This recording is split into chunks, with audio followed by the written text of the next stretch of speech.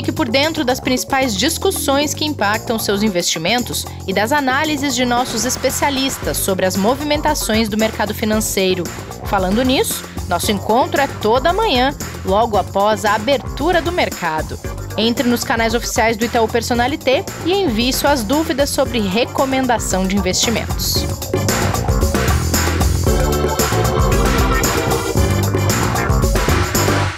Estamos de volta com o Investidor em Foco, este podcast de investimentos que está há 1 ano no ar. Parece mentira, hein, Kleber? 1 ano você tem que me aturar diariamente neste canal para conversar com as pessoas que nos ouvem. Mais que aturar, aprender muito com você, né, Rê? Seja muito bem-vinda de volta, espero que você tenha descansado bastante aí todos esses dias de férias, alguns dias forçados, né? Alguns dias obrigados. Pois é, viu? Quando é que a pessoa ganha dias de férias de presente assim, hein? Exato, né? Exato. Bom, pelo menos alguma coisa boa de toda essa situação difícil que a gente está passando, né? E pelo menos a gente tem aí que comemorar esse 1 ano, né? Agradecer os ouvintes, os nossos ouvintes, por eles sim, né?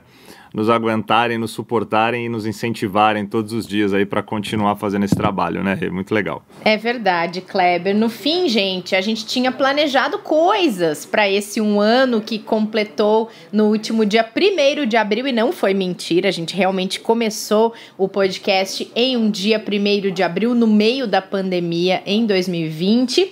Como teve toda essa confusão de feriados e essas medidas todas que estão sendo tomadas na tentativa de frear este vírus, a gente acabou sendo atropelado por elas também aqui no podcast, mas fica aqui um agradecimento, como bem disse o Kleber, a todo mundo que nos ouve, que nos acompanha nesse 1 ano, que está começando a acompanhar a gente agora. É uma grande alegria saber que tem gente que consome, que faz bom uso desse conteúdo que a gente prepara com tanto carinho aqui no podcast. E vambora, Kleber, que essa semana está começando e não tem feriado. Tem mercado agitado, tem tudo acontecendo ao mesmo tempo, como sempre, né? Exatamente, muita coisa acontecendo e muita coisa importante aí que vai mexer, sem dúvida, com o mercado e com a vida do investidor.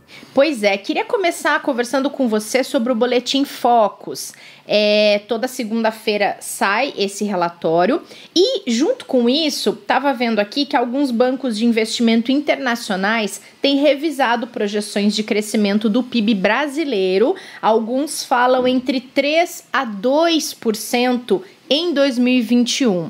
Como é que está o Focus dessa segunda? Tem chamado a atenção algum indicador ali de vocês? Como é que está isso? Olha, Rê, a gente tem até que um momento mais tranquilo do ponto de vista de mudança da semana passada para essa, né? Lembrando que o relatório Focus ele é semanal, né? A periodicidade dele é toda semana fazer ali o cálculo da mediana, né? Das principais instituições que são pesquisadas, né? E o Banco Central, quando ele mostra para a gente o número, ele está bem próximo da semana passada, mudou muito pouco, por exemplo, do PIB, né? A gente tinha um avanço ali esperado de 3,18, caiu para 3,17, né? A inflação se manteve idêntica em 4,81. O que mudou um pouco mais foi o IGPM, mas esse vem toda semana sendo realmente revisado. O grande ponto que a gente tem em relação a crescimento, que tem pegado bastante aqui no Brasil, é agora como que vai ficar essa questão em relação ao impacto que a gente vai ter, principalmente no segundo trimestre, em relação a todas essas medidas de restrições, esses feriados antecipados, essas paralisações que a gente acabou sofrendo, e o quanto isso vai pesar na economia para a recuperação que a gente já tinha projetada para esse período.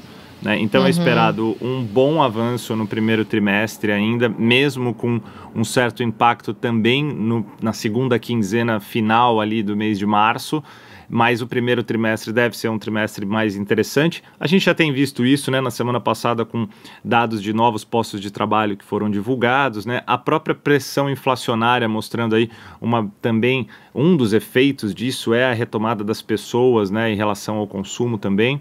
Agora, o que realmente a gente tem que ficar atento e que o Focus tem mostrado para a gente é que semanalmente, mesmo que marginal e pouco, isso que você falou tem pesado, né? Os bancos têm começado a revisar porque a gente tem várias outras questões importantes acontecendo em paralelo, né? Então a gente tem uma discussão de orçamento que pode pegar e bater no fiscal, e se isso pressionar fiscal pode fazer com que a gente tenha, né, um aumento de risco país. Tendo um aumento de risco país, você tem uma redução de investimentos e de projeções de investimentos que se tinha, né, principalmente internacional para cá.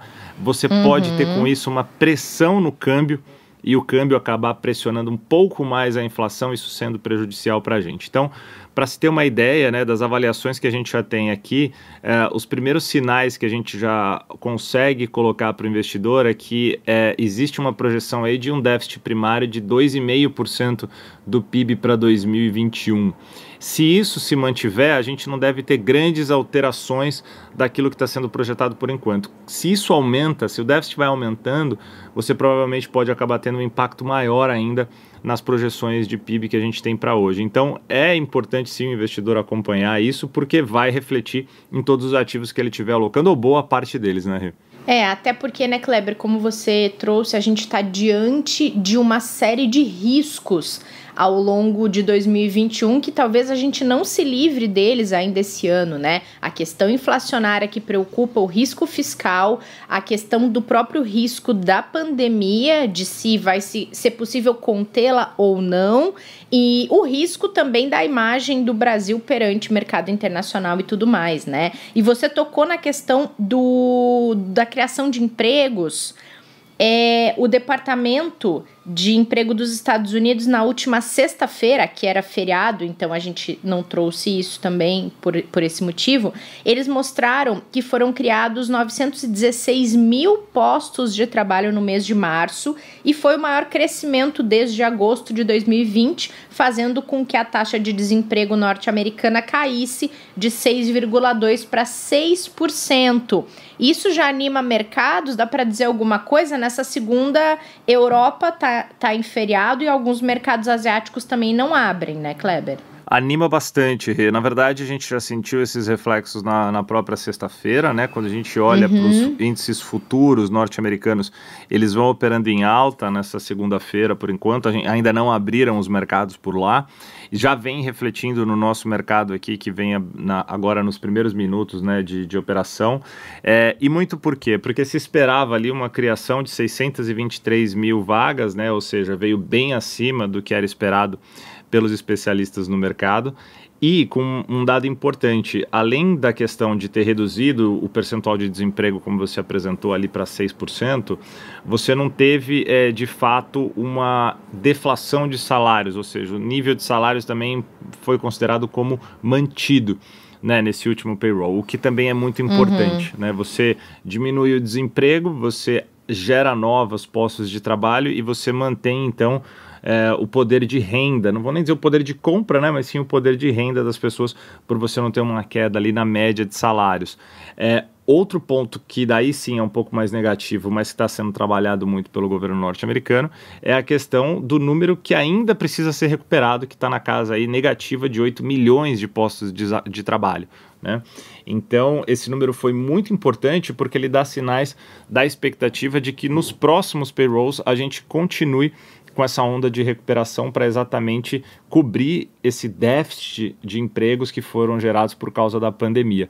Mas os Estados Unidos vêm realmente numa onda muito positiva, né, com um novo pacote que vem sendo discutido agora para fins de infraestrutura, né, e outros setores também, na casa de 2 a 3 trilhões de dólares que começa a ser discutido, e um avanço de novo da economia que a gente vai ter aí, inclusive na minuta que o Fed vai apresentar na quarta-feira, trazendo informações novas aí que podem mexer também com o mercado. É verdade. E, bom, falando em pacote, verba, orçamento, tem uma discussão aqui também um pouquinho só diferente dessa dos Estados Unidos, né, Kleber? Mas é em torno do orçamento para o ano de 2021, e isso tem mobilizado a equipe econômica do governo e também os presidentes do Senado e da Câmara, porque quando a gente fala em orçamento, a gente está falando em teto de gastos também.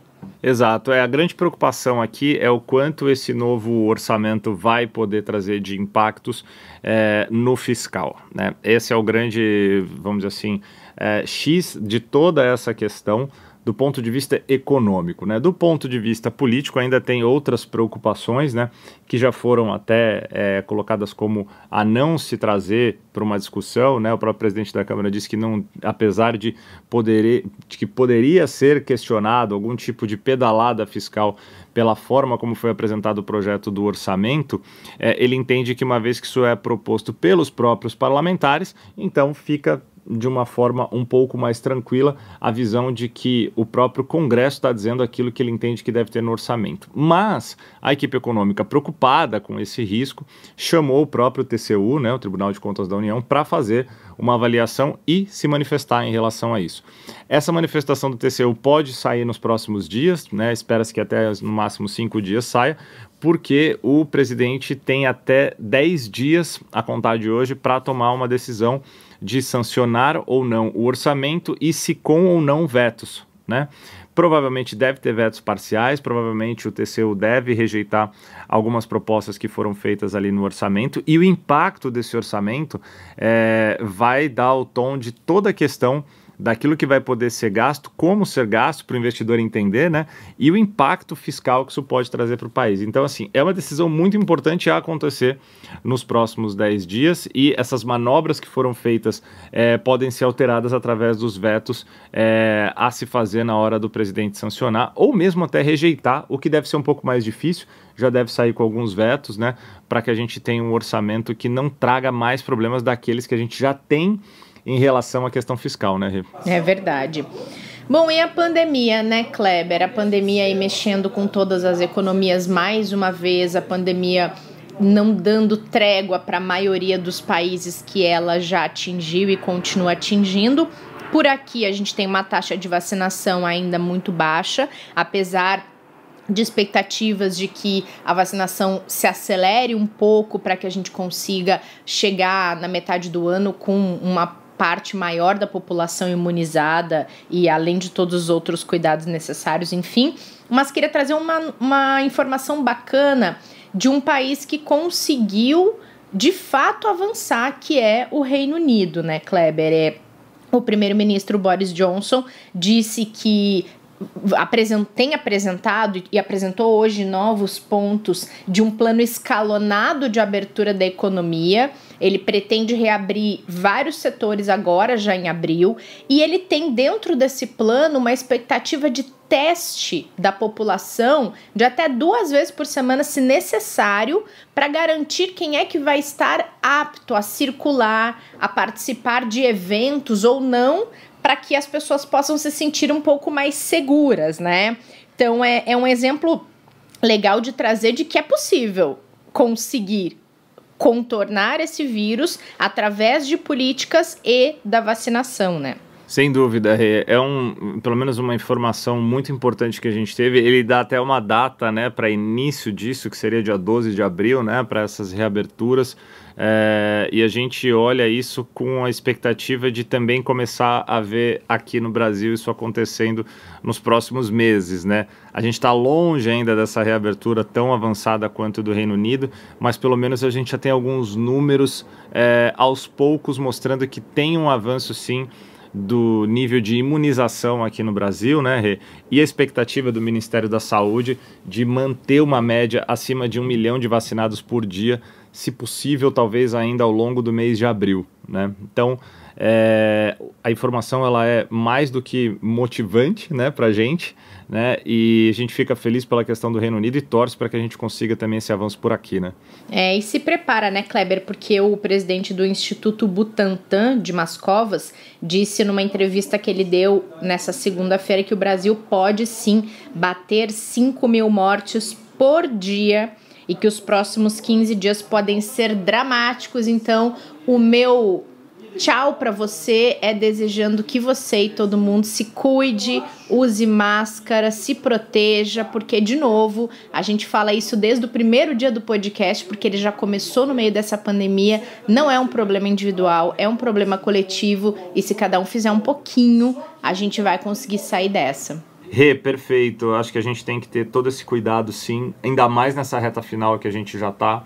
Quando a gente fala reta final, né, com o avanço de várias pessoas agora até abaixo dos 70 anos podendo ser vacinadas no Brasil, né, com outras categorias de profissionais também entrando como professores, e a gente vê, sim, um avanço que não dá agora para regredir, né, tem que tomar cuidado, tem que se manter e esse número ele tem que ser respeitado, porque também ninguém imaginava que a gente chegaria em mais de 3.000, 3.500, praticamente 4.000 por dia, né?